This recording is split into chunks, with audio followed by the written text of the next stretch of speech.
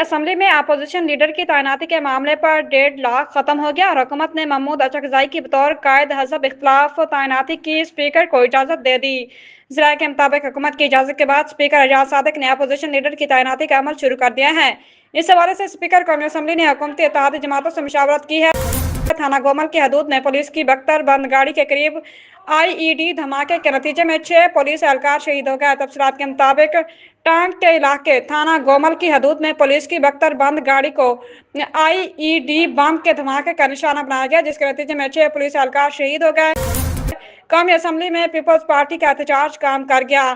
وزیر اعظم ہاؤس نے special economic zone ordinance واپس لے لیا۔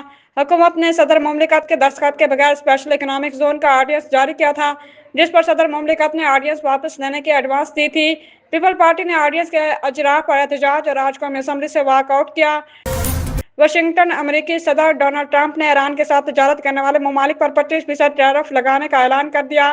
سماجی رابطے کی ویب سائٹ اور social media platform Truth Social پر اپنے ایک پیغام میں ایران کے ساتھ تجارت کرنے والے ممالک کے خلاف سخت ایکشن لے لیا۔